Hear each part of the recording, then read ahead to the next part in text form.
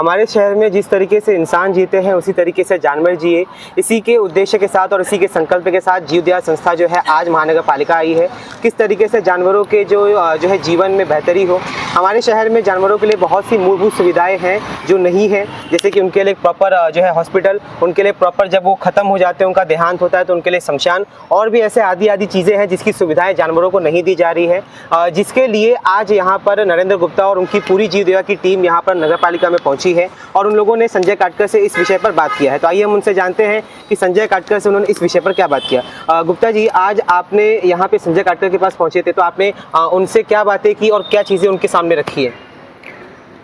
हमने माननीय आयुक्त श्री संजय जी काटकर साहब से जीवदया प्रेमियों को मीरा भाईंदर में जो समस्याएं हैं उनका हमने एक निवेदन दिया है और हमने उनको बताया कि सबसे बड़ी समस्या यहाँ की है, एक तो कोई भी पशु पक्षी जब जैसे बीमार होता है, घायल होता है, तो यहाँ पे कोई उसकी प्रॉपर व्यवस्था नहीं जहाँ पे उसको एडमिट कराया जाए। उसके लिए हमको बाहर भेजना पड़ता है, जैसे परेल है, उमरगांव है या थाने है या न्यू बॉम्बे है। तो उसके लिए मीरा भाईंदर की तरफ से कोई एम्बुलेंस की व्यवस्था नहीं, और बड़े दुख के साथ कहना पड़ता है कि महापौर ने अपनी निधि से एक एम्बुलेंस का लोकार्पण किया था, बड़े ज़ोर शोर से उसकी फ़ोटो में डाली थी, बड़े ज़ोर से लोगों ने उसमें अपने स्टेटमेंट दिए थे, लेकिन दुर्भाग्य से आज वो एम्बुलेंस काम नहीं कर रही। तो हमने इनको आयुक्त साहब को निवेदन किया है कि उस एम्बुलेंस को अस्तित्व में लाओ, अगर ख़राब है तो ठीक कराओ, जिससे जीवदया प्रेमी जो अपने खर्चे से, स्वयं के खर्चे से खिलाते पिलाते हैं, स्वयं के खर्चे से इलाज करवाते हैं, कम से कम एम्बुलेंस की सुविधा तो उनको मिल सके। यहाँ पे हमारे साथ सुशील पोद्दार जी हैं। सुशील जी, इस समय वर्तमान में जानवरों की क्या स्थिति है मीरा भाईंदर शहर में? जानवरों की बहुत बुरी स्थिति है। जानवरों का कोई केयर नहीं हो रहा है। जानवर, कोई गाड़ी से जानवर को रौंद रहा है, कोई पत्थर मार रहा है, कोई कुछ कर रहा है, उनका कोई केयर नहीं होता है, कोई सुनवाई नहीं होती है। हमारी यही रिक्वेस्ट है कि इनकी पूरी देखभाल की जाए और मरने के बाद इनका अच्छी तरह दाह संस्कार हो, इज्जत से दाह संस्कार हो। ये हमारी आयुक्त साहब से डिमांड थी और उन्होंने बहुत ध्यान से हमारी डिमांड को सुना है, आश्वासन दिया है, वो उसके ऊपर कुछ करेंगे, हमको ऐसी आशा है। यहाँ पे हमारे साथ भरत अग्रवाल जी। माफ़ करिए, भरत अग्रवाल जी, अगर आज के टाइम पे कोई भी बिल्ली, कुत्ता या कोई भी अन्य जानवर मर जाता है तो उसके साथ अभी हाल ही में अब भी फिलहाल क्या हो रहा है? उसका यही हो रहा है कि या तो रोड में फेंक देते हैं या कचरे वाले कचरे की गाड़ी में डाल के ले जाते हैं। उनका कोई व्यवस्थित दाह संस्कार नहीं होता है, या फिर वो कहीं गटर वगैरह में सड़ते रहते हैं, तो बीमारी का घर रहता है, बीमारी और फैलती है उससे ज़्यादा। तो उसकी व्यवस्था, दाह संस्कार की व्यवस्थित व्यवस्था होनी चाहिए नगर पालिका में। यहाँ पे हमारे साथ कुछ महिलाएं हैं जो इसमें सक्रिय रूप से अपना योगदान दे रही है। ऐसा है कि अगर कोई बीमार हो जाएगा, पुरुष तो उसको ये नहीं उठाएंगी, लेकिन अगर कोई जानवर बीमार हो जाएगा तो उसको ज़रूर अपने गोद में उठा के उसकी जो है सेवा सत्कार शुश्रूषा करेंगी। अच्छा मैडम, अभी जो वर्तमान की स्थिति है उसमें जानवरों को किस प्रकार की केयर की ज़रूरत है, किस प्रकार की सुविधाओं की ज़रूरत है जो आप काटकर साहब से डिमांड कर रही हैं? मैं अभी काटकर साहब से मिली। उन्होंने मुझे कहा कि मैंने उनसे एक विनती की है कि मीरा भाईंदर में मेरा एनजीओ है, मुझे काफ़ी कंप्लेंट्स आती है कि मैडम ये सोसाइटी से कैट्स को रिलोकेट किया, बच्चों को उठाया, गोनी में भर के फेंक दिया, कुछ ना कुछ उनका चलता रहता है। हर सोसाइटी में कैट्स को रखा नहीं जाता है, कैट्स हो डॉग्स हो तो। लेकिन क्या है कि नसबंदी का कोई भी अरेंजमेंट नहीं है मीरा भाईंदर में। इतनी कैट्स है, डॉग्स तो दिखने में आती है, कैट्स दिखने में नहीं आती क्योंकि वो गाड़ियों के नीचे घुसी होती, सोसाइटी में होती, तो लोगों को बहुत तकलीफ होती है। तो इसके लिए कैट्स का नसबंदी केंद्र होना बहुत ज़रूरी है, जो कब से हम इनके पीछे पड़े। और इन्होंने कहा भी है कि पूनम सागर में उनके पास कोई हॉस्पिटल है, वहाँ पर करेंगे, पर अभी तक कोई भी स्टेप नहीं लिया, उन्होंने कोई भी शुरुआत नहीं की है। तो मैं चाहती हूँ कि बिल्लियों का जो नसबंदी है वो होना बहुत ज़्यादा ज़रूरी है ताकि इनकी जो संख्या है वो कंट्रोल में आ जाए।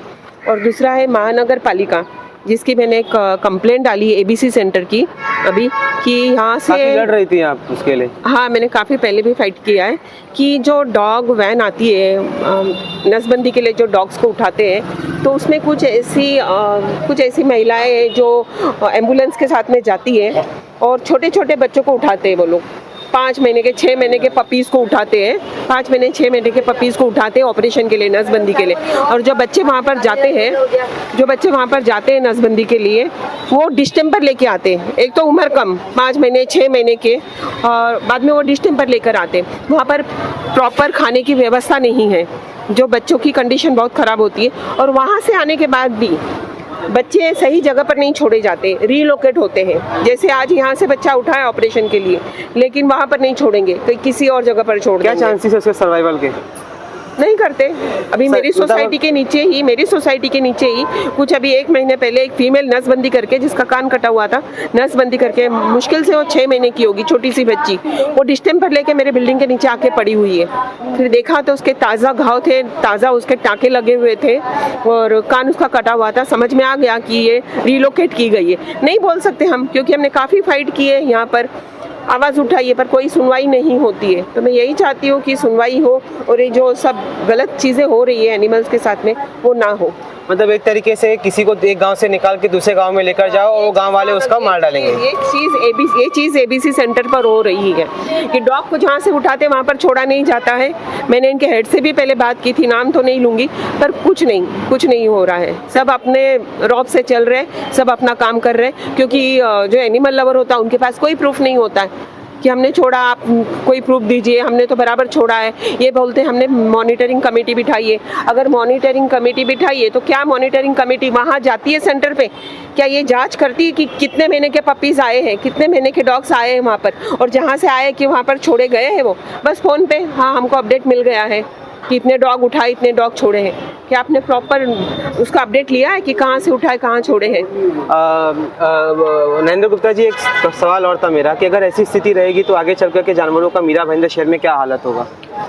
ऐसा है कि जितने भी मीरा भाईंदर में पशु पक्षी प्रेमी हैं वो अपनी जी जान से लगे हुए हैं, प्रशासन से भी बराबर संपर्क में हैं और अवेयरनेस के कार्यक्रम भी करते हैं। और अगर इन्होंने नहीं सुना, अगर कोई सुधार नहीं किया तो हम लोग आगे राज्य सरकार तक जाएंगे, राज्य सरकार से भारत सरकार तक जाएंगे। हम लोग भी पूरा संघर्ष करेंगे, क्योंकि ये हमारा परिवार है और इस धरती पर खाली मनुष्यों का अधिकार नहीं, पशु पक्षियों का भी उतना ही अधिकार है जितना इंसानों का है। सोसाइटी में किस तरह की प्रॉब्लम्स फेस हो रही है? सोसाइटी में तो पहले तो चेयरमैन सेक्रेटरी बोलते हैं कि यहाँ खाना नहीं खिलाने का, इनको भगाओ, इनको मारो। जो खाना खिलाते हैं उनको बोलते हैं इनकी वजह से गंदगी हो रही है। तो ये गलत बात है। जियो और जीने दो, तुम भी जी रहे हो, उनको भी जीने दो। वो कुछ मांग रहे नहीं है, वो ये नहीं बोल रहे कि मुझे तुम्हारे प्रॉपर्टी में जायदाद में हिस्सा दो, ये दो, कुछ भी नहीं। उनको 2 वक्त की रोटी चाहिए, एक छोटी सी जगह चाहिए बैठने के लिए, लेकिन वो भी इंसान देते नहीं है। मेरा ये विनती है सरकार से कि ऐसा कानून निकाले कि हर सोसाइटी में 3-4 कुत्ते रहने के अलाउड परमिशन मिले, कि उनको सोसाइटी में ही रहने दो। बाहर रोड में एक भी कुत्ते नहीं दिखना चाहिए, ऐसा परमिशन निकाले सरकार कि रोड पे एक भी जानवर नहीं दिखना चाहिए। कॉम्प्लेक्स के अंदर रहे 2-3 और वो सोसाइटी वाले ध्यान रखें। मैं ये विनती करती हूँ सरकार से, ऐसा नहीं करना। यहाँ पर जिस तरीके से जीव दया संस्था के सभी लोगों ने आकर के पहल की है, ये सचमुच में काबिले तारीफ है। आज जिस तरीके से मीरा भाईंदर शहर के पशु पक्षी जो दुर्विधाएं यहाँ पे जो है फेस कर रहे हैं, उसके चलते सबसे पहली चीज़ है कि उनके पास कोई शमशान घाट नहीं है जहाँ पे उनका दाह संस्कार किया जा सके। दूसरा है कि कोई प्रॉपर ऐसा हॉस्पिटल नहीं है जहाँ पे उनका प्रॉपर मेडिकल ट्रीटमेंट हो सके। तीसरा, उनके पास ना एम्बुलेंस की कोई सुविधा है, ना कोई गाड़ी की सुविधा है जिससे जानवरों को यहाँ से वहाँ लेकर जाया जा सके। और चौथी जो है रीलोकेशन की सुविधा, जिसमें जानवरों के सर्वाइवल का रेट बहुत कम है।